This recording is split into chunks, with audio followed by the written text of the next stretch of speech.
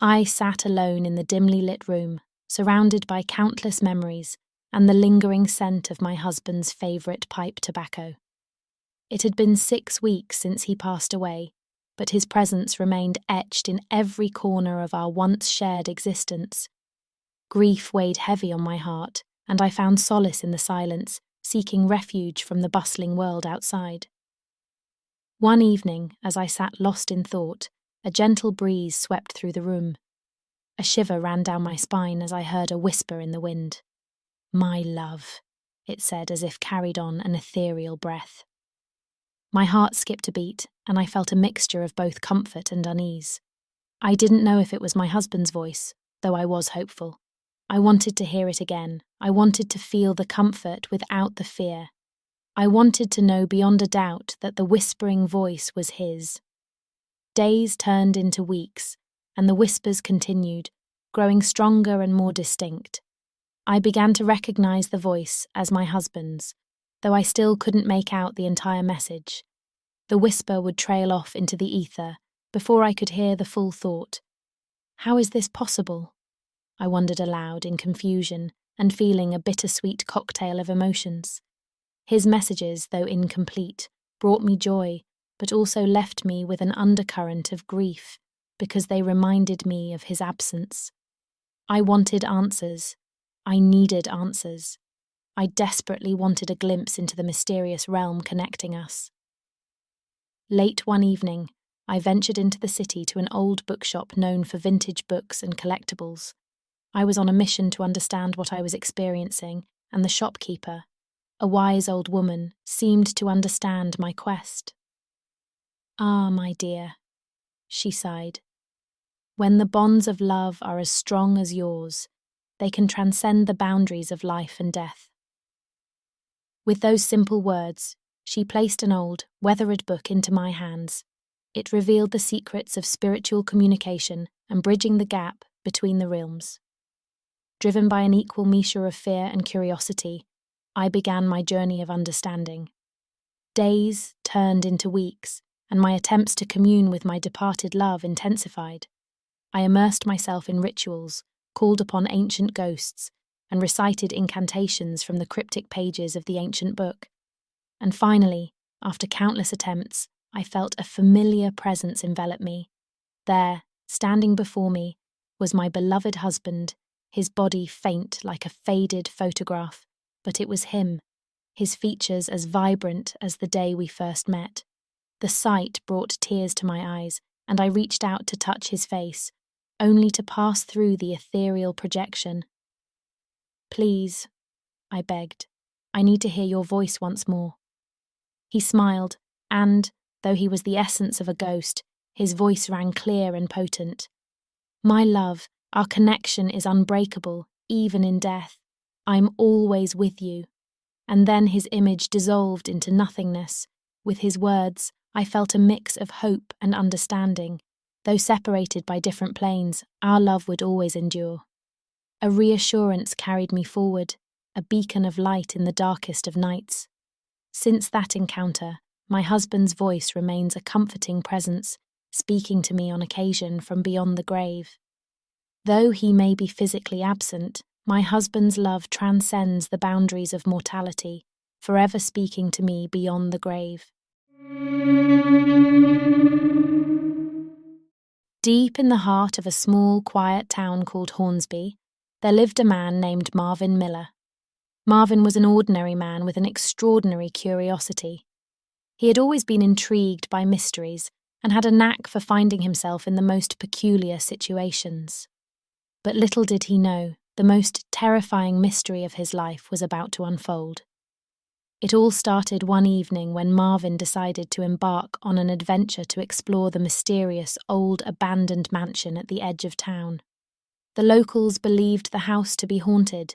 Legend had it that anyone who dared to enter would never be seen again, lost in a world that existed between realms. Marvin accepted that maybe there were strange happenings taking place in the mansion, but getting lost between worlds was too far-fetched for him to believe. Marvin brushed off that superstitious tale as nonsense, but he was curious about what eerie things might be happening in the mansion. That night, he intended to dispel the impossible rumors and satisfy his curiosity once and for all. He ventured into the darkness, armed with nothing but a flashlight and his unquenchable thirst for knowledge. As he explored the dark, ominous corridors of the mansion, Marvin's heart raced with excitement. He had always been drawn to the unknown, and the stories that surrounded this haunted house enticed him further.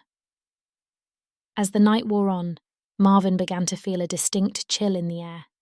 Shadows danced across the walls, whispering secrets that he strained to hear. He followed the murmurs, finding himself in a dark study, dimly lit by the moonlight. The room was cluttered with dusty old books and artifacts. A ray of moonlight lit up a small section of the stately bookshelf that was filled with books. He followed the spotlight and began to browse that particular section of the shelf.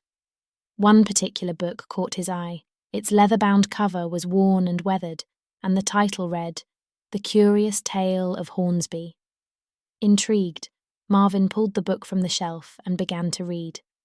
The further he delved into the pages, the more bizarre and frightening the stories became. The tales spoke of inexplicable disappearances of many townspeople and other strange phenomena, caused by a centuries-old curse that plagued the town of Hornsby. The evidence was there in black and white. Marvin felt the fear begin to rise in his chest as he conceded that the rumours were true. His heart started pounding, the sound reverberating in his ears. Trembling, Marvin turned to the last chapter that highlighted the missing townspeople. And there he made the most disturbing discovery of all. It took only a glimpse of the page to throw him into sheer panic and fright. He gasped in shock. He couldn't believe his eyes because what he saw were his own eyes staring back at him. How was it possible that he was looking at a photograph of himself? It was as if he was looking at a picture of himself in real time, reflecting exactly how he looked at that moment, even down to the glasses he was wearing. Marvin was overcome with fear. He realized the book had foretold his fate. Putting the pieces together, he realized his curiosity had led him to this very moment, where he was destined to join the countless others who had ventured into the mansion before him. Panic welled up inside him as he tried to make sense of his impending doom. Then, all of a sudden, he had an epiphany. "Wait," he said to himself with a hopeful curiosity. "I'm still here. I'm still alive. Surely there's something I can do to reverse this curse and change the course of my destiny." Determined to avert this sinister destiny, Marvin searched frantically for a solution. He went back to the bookshelf, looking for any clue to help him. Like a wild man, he was rummaging through the books on the shelf when he stumbled upon a hidden compartment behind two of the books.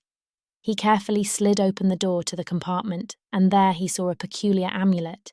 He carefully extracted it from the small space and was amazed by its beauty. It was adorned with the most beautiful filigree and an amber stone in the centre that sparkled in the glow of the moonlight. He had never seen anything more beautiful. Marvin knew in his heart this was the key to his salvation. With trembling hands, he clasped the amulet around his neck, praying for a miracle. Suddenly, the air crackled with energy as the room grew eerily silent. A blinding light engulfed Marvin, lifting him from the ground for what seemed like an eternity.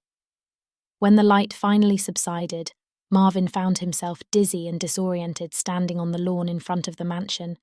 He couldn't believe his eyes.